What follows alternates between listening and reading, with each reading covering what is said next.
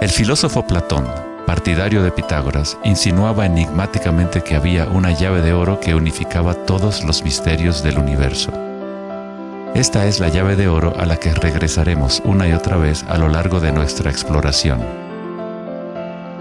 La llave de oro es la inteligencia del Logos, la fuente del Om primordial. Se podría decir que es la mente de Dios. Con nuestros limitados sentidos, estamos observando solo la manifestación externa de la mecánica oculta de la autosemejanza. La fuente de esta simetría divina es el misterio más grande de nuestra existencia. Muchos de los pensadores monumentales de la historia, como Pitágoras, Kepler, Leonardo da Vinci, Tesla y Einstein, han llegado al umbral del misterio. Einstein dijo: "Lo más bello que podemos experimentar es lo misterioso. Es la fuente de cualquier arte y ciencia verdadera. Aquel que no conoce esta emoción, que no hace pausa para maravillarse y quedarse absorto en admiración, es como si estuviera muerto. Sus ojos están cerrados". Estamos en la posición de un niño pequeño entrando a una gran biblioteca llena de libros en muchos idiomas diferentes. El niño sabe que alguien debe haber escrito esos libros. No sabe cómo, no entiende los idiomas en que están escritos. El niño sospecha ligeramente que hay un orden misterioso en la disposición de los libros, pero no sabe cuál es. A mí me parece que esa es la actitud, inclusive del ser humano más inteligente, hacia Dios. Vemos un universo maravillosamente ordenado que obedece ciertas leyes. Nuestras mentes limitadas no pueden comprender la misteriosa fuerza que mueve las constelaciones.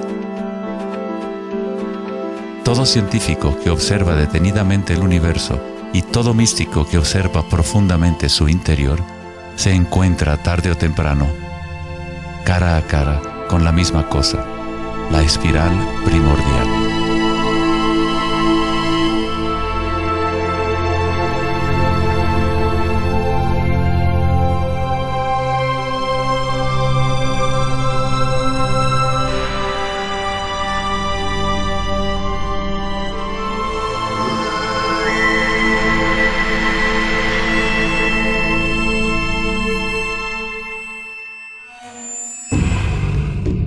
Mil años antes de la creación del antiguo observatorio de Stonehenge, la espiral era un símbolo predominante en la Tierra.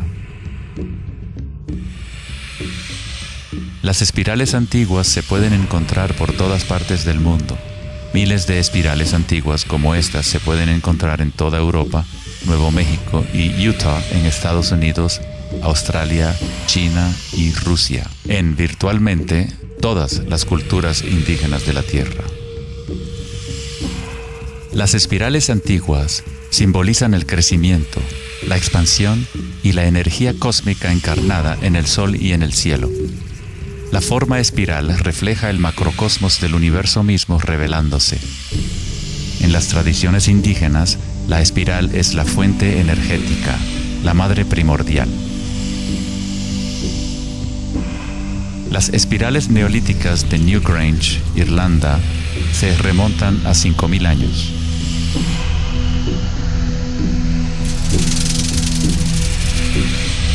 Tienen 500 años más que la Gran Pirámide de Giza y son igual de enigmáticas ante los observadores modernos. Las espirales se remontan a una época en la historia en donde los humanos estaban más conectados con la Tierra, con los ciclos y las espirales de la naturaleza. Una época en que los seres humanos se identificaban menos con los pensamientos. La espiral es lo que percibimos como la fuerza de torsión en el universo. El prana, o fuerza creativa, hace girar a Akasha en una secuencia de formas sólidas. Se encuentra en todos los niveles entre el macrocosmos y el microcosmos, desde las galaxias espirales hasta los sistemas meteorológicos, el agua en tu bañera y tu ATN.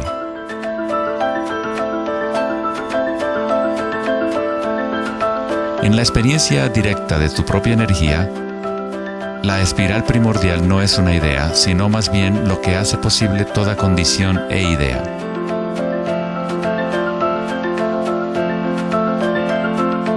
Varios tipos de espirales y hélices se encuentran en todo el mundo de la naturaleza. Caracoles,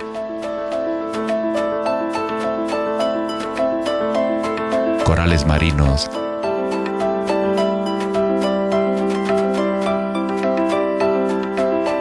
telarañas,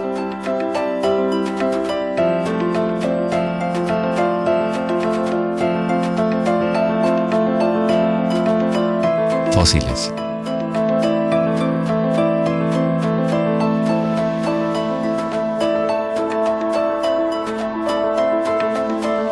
En las colas de los caballitos de mar,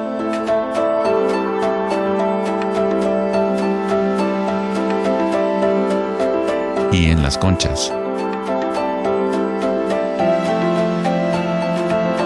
Muchas espirales en la naturaleza se pueden observar como espirales logarítmicas o espirales en crecimiento. A medida que avanzas desde el centro de la espiral, las secciones son exponencialmente más grandes. Al igual que la red de joyas de Indra, las espirales logarítmicas son autosemejantes u holográficas, de manera que las características de cada parte reflejan el conjunto. Hace 2400 años, en la antigua Grecia, Platón consideraba la proporción geométrica continua como el vínculo cósmico más profundo. La sección áurea, o número áureo, o proporción divina, era el secreto más grande de la naturaleza. La sección áurea puede expresarse como la relación de A más B a es igual a la relación de A a B. Para Platón, el alma del mundo se vincula en una sola resonancia armónica. El mismo patrón pentagonal que existe en una estrella de mar o en una rebanada de quimbombo se puede observar en la trayectoria del planeta Venus trazada en el cielo nocturno durante un periodo de 8 años.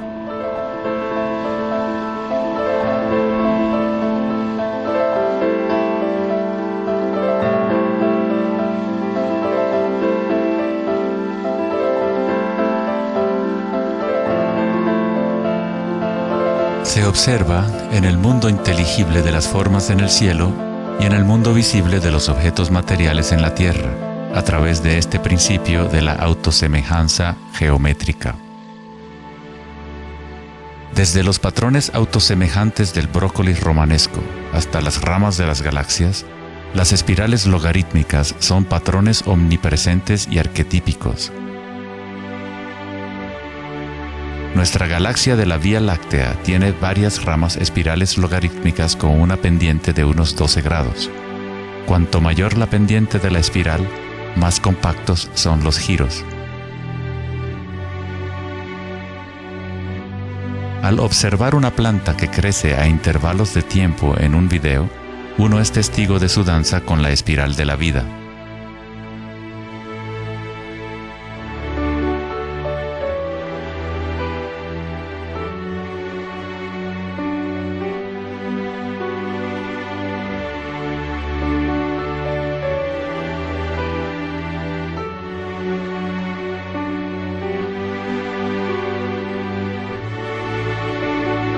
Una espiral dorada es una espiral logarítmica que crece hacia afuera, siguiendo el factor de la sección áurea. La sección áurea es una relación matemática especial que aparece una y otra vez en la naturaleza. El patrón que se observa a continuación se denomina la serie de Fibonacci o la secuencia de Fibonacci. La serie de Fibonacci se desarrolla de tal manera que cada número es la suma de los dos números anteriores. El matemático y astrónomo alemán Kepler descubrió que patrones autosemejantes de espirales son observables de la manera en la cual las hojas están dispuestas en los tallos de las plantas, o en el orden de los pétalos y los capullos de las flores. Leonardo da Vinci observó que el espacio en las hojas tenía a menudo forma de patrones espirales. Estos patrones se llaman filotaxis o patrones de disposición de las hojas.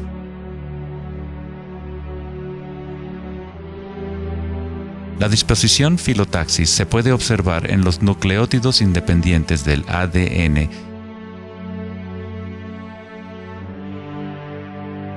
y en todo, desde los árboles genealógicos de conejos reproductores hasta en las piñas del pino, de los cactus a los copos de nieve, y en organismos simples como las diatomeas. Las diatomeas son uno de los tipos más comunes de fitoplancton, organismos unicelulares que sirven de alimento a numerosas especies en la cadena alimenticia.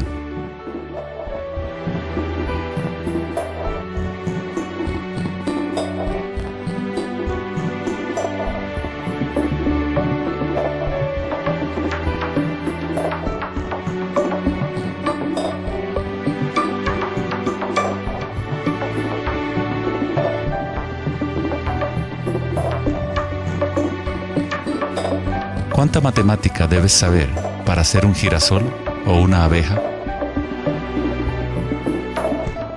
La naturaleza no consulta al departamento de física para producir un brócoli. La estructura en la naturaleza ocurre automáticamente. Los científicos en el campo de la nanotecnología utilizan el término autoensamblaje para describir la forma en la cual se forman los complejos, como en la fase inicial de la formación hexagonal de ADN. En la ingeniería de la nanotecnología, los nanotubos de carbono se componen de una disposición similar de materiales. La naturaleza hace este tipo de geometría una y otra vez sin esfuerzo, automáticamente, sin una calculadora. La naturaleza es precisa y extremadamente eficiente. Según el famoso arquitecto y autor Buckminster Fuller, estos patrones son una función del espacio-tiempo. El ADN y el panal de abejas tienen esa forma por la misma razón que una burbuja es redonda. Es la forma más eficiente que requiere la menor cantidad de energía. El espacio en sí tiene una forma y permite solo ciertas configuraciones de la materia, siempre volviendo a lo más eficiente. Estos patrones son la forma más fuerte y eficiente de construir estructuras arquitectónicas como las cúpulas geodésicas.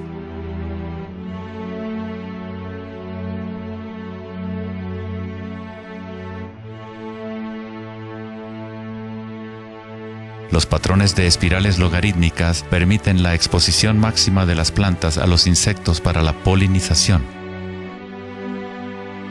La máxima exposición a la luz solar y la lluvia que les permite llevar el agua de manera eficiente y en espiral hacia sus raíces.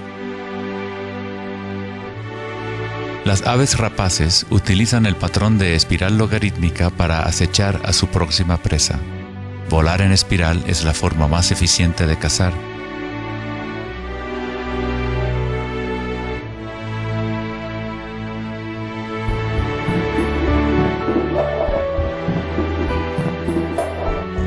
Nuestra capacidad de observar el akasha danzando la espiral de la vida hacia una forma material se relaciona con la habilidad de percibir la belleza y la simetría en la naturaleza. El poeta William Blake dijo: "El universo vegetativo se abre como una flor desde el centro de la tierra en donde mora la eternidad.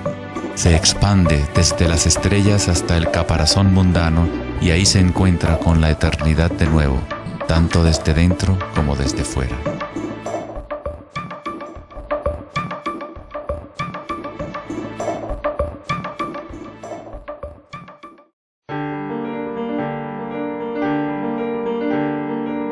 El estudio de los patrones en la naturaleza no es algo familiar en el mundo occidental, pero en la antigua China, esta ciencia es conocida como Li.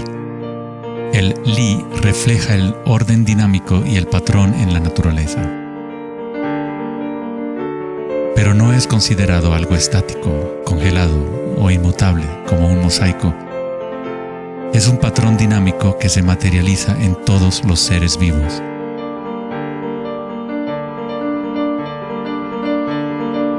Las arterias de las hojas, las marcas de las tortugas y los patrones de vetas en las rocas son todas expresiones del lenguaje secreto de la naturaleza y del arte.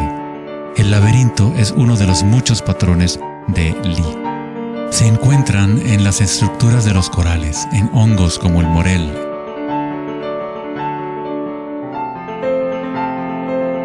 alcoholes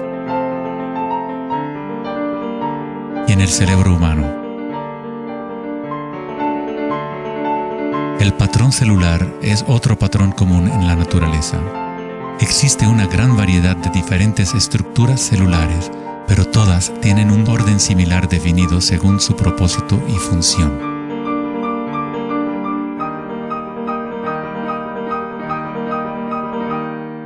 Es fácil quedarse fascinado ante el juego constante de formas, pero lo más interesante es que ciertas formas arquetípicas parecen estar entretejidas en la trama de la naturaleza. El patrón de ramificación es otro patrón Lie, o modelo arquetípico observable en todos los niveles y en todas las escalas fractales.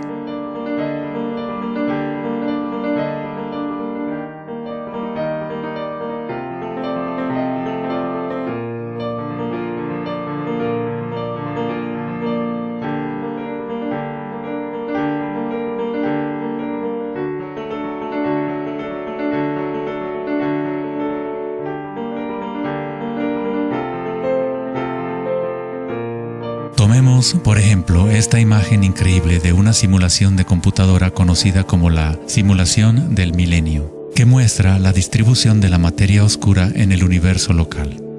Fue creada por Max Planck Society en Alemania. La materia oscura es lo que antes considerábamos espacio vacío. Es como un sistema nervioso invisible que recorre todo el universo.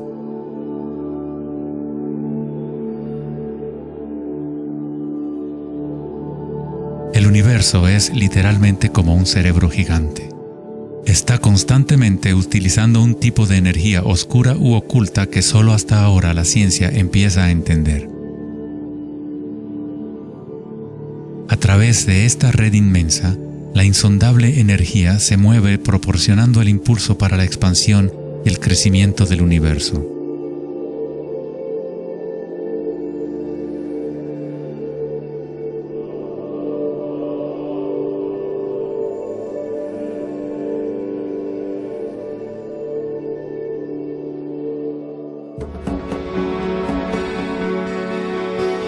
La naturaleza crea patrones de ramificación automáticamente cuando creamos las condiciones adecuadas. La naturaleza es una máquina generadora de arte o un motor creador de belleza. Aquí, la electricidad se utiliza para hacer crecer las ramas de cristal plata.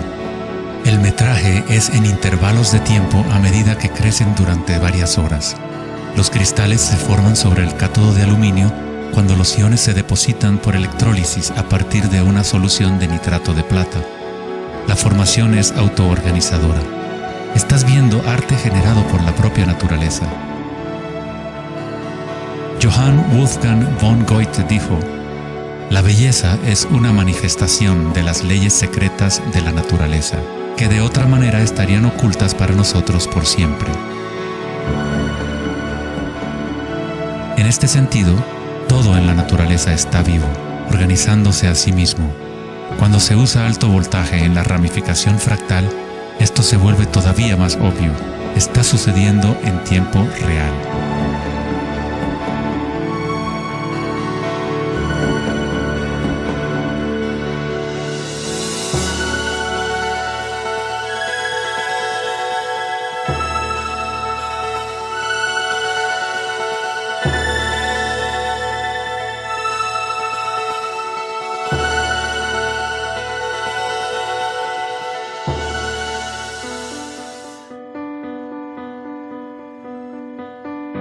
En el cuerpo humano se encuentran patrones y estructuras ramificadas por todas partes. Son, por supuesto, el sistema nervioso de la medicina occidental.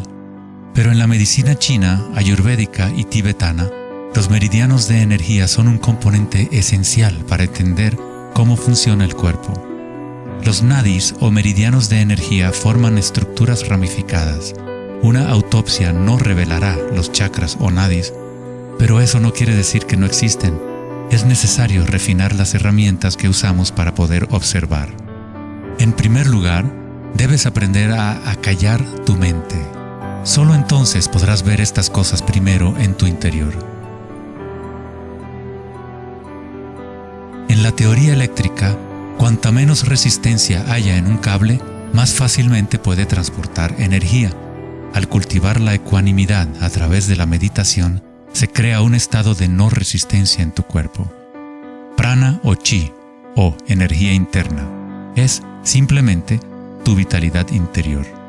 Lo que sientes cuando tomas conciencia desde el interior del cuerpo.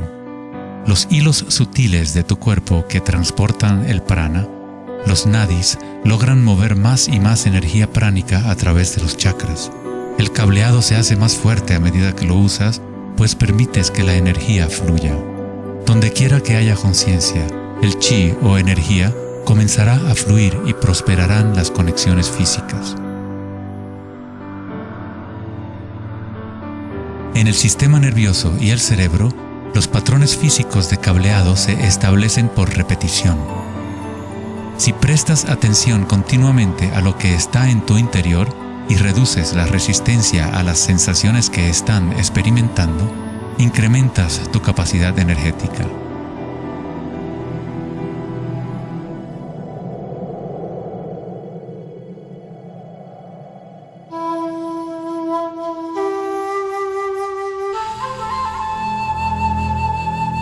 En el taoísmo, el símbolo del yin y el yang representa la interpenetración de las fuerzas en espiral de la naturaleza. El yin y el yang no son dos y no es uno. El antiguo concepto del ara está representado por un yin y yang o remolino en espiral. Es el centro de energía localizado en el abdomen, debajo del ombligo. Ara significa literalmente mar u océano de energía. En China, el ara es llamado el Dantien inferior. En muchas formas de artes marciales asiáticas, se dice que el guerrero con ara fuerte es imparable. En la tradición samurái, una forma de suicidio ritual o seppuku era el harakiri. Esto significa traspasar tu propio ara, desconectando el chi o canal de energía. Moverse desde este centro crea el movimiento enraizado y lleno de gracia que se ve no solo en las artes marciales,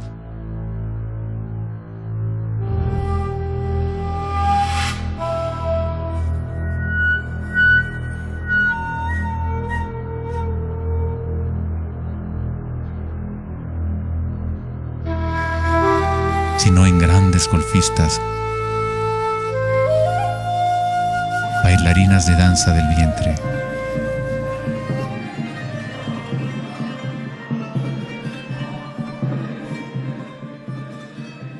y derviches giradores sufíes. La esencia del ara es la cultura de la conciencia disciplinada, enfocada en un solo punto, la quietud del ojo del huracán.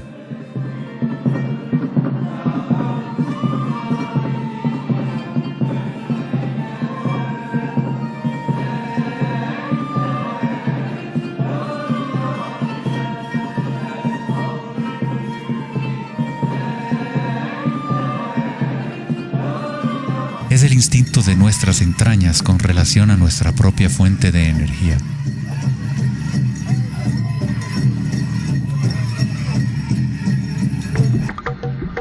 Una persona con buena ara está conectada con la tierra y con la sabiduría intuitiva que conecta a todos los seres.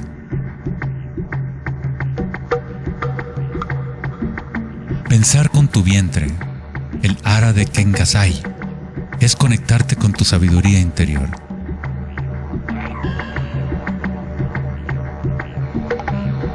Los antiguos aborígenes australianos se concentraban en la misma zona justo debajo del ombligo, donde el cordón de la gran serpiente arcoíris yacía enroscada. Una vez más, una representación de energía evolutiva en la humanidad. No es casualidad que es en el ara donde comienza la nueva vida.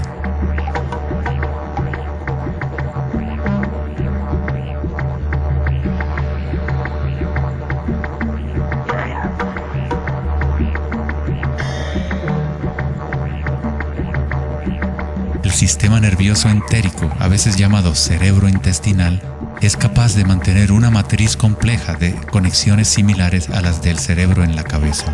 con sus propias neuronas y neurotransmisores. Puede actuar de forma autónoma, es decir, con su propia inteligencia. Se podría decir que el cerebro intestinal es una versión fractal del cerebro de la cabeza, o tal vez el cerebro de la cabeza es una versión fractal del cerebro intestinal. Un oso sano tiene un ara fuerte. Cuando un oso sabe dónde hurgar para encontrar hierbas, sigue el movimiento del chi a través de sus sentidos, centrando en el ara o vientre. Esta es la conexión del oso con la cabaña de los sueños, el lugar en las tradiciones indígenas de donde proviene todo el conocimiento y regresa hacia la espiral de la vida. Pero, ¿cómo conocían los antiguos pueblos la espiral si la ciencia moderna está apenas empezando ahora a reconocer su importancia? Pregúntale a las abejas. Ellas no se han olvidado de amar. Las abejas tienen una conexión especial con la fuente como parte de un sistema simbiótico que ayuda a la belleza y a la diversidad a florecer. Son un puente entre el macrocosmos y el microcosmos. Hay un corazón que nos conecta a todos, como una mente colectiva, por llamarla así. Al igual que un cerebro abierto, la colmena envía sus sueños al mundo para manifestarse.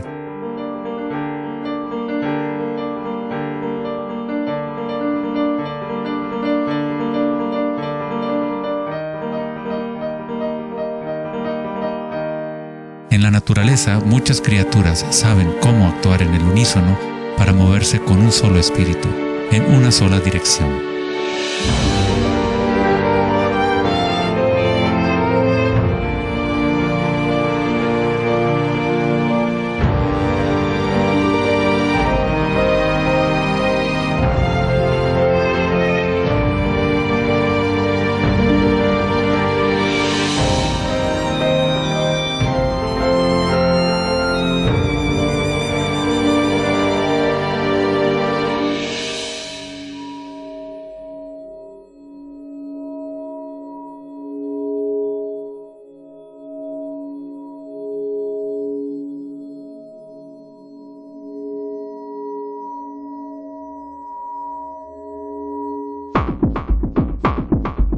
Pero no todos se benefician de las otras especies a su alrededor.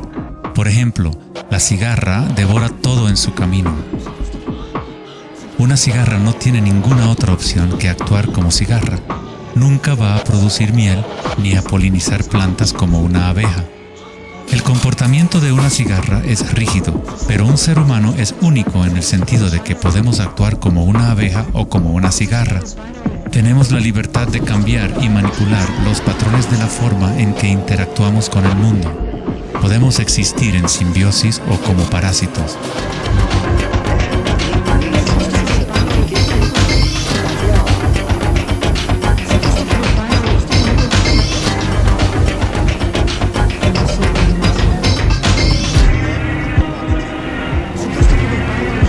Hoy en día, los seres humanos tratan de entender la espiral con la mente racional, pero nunca ha sido el pensamiento el que nos conecta con la espiral de la vida. Siempre hemos estado conectados.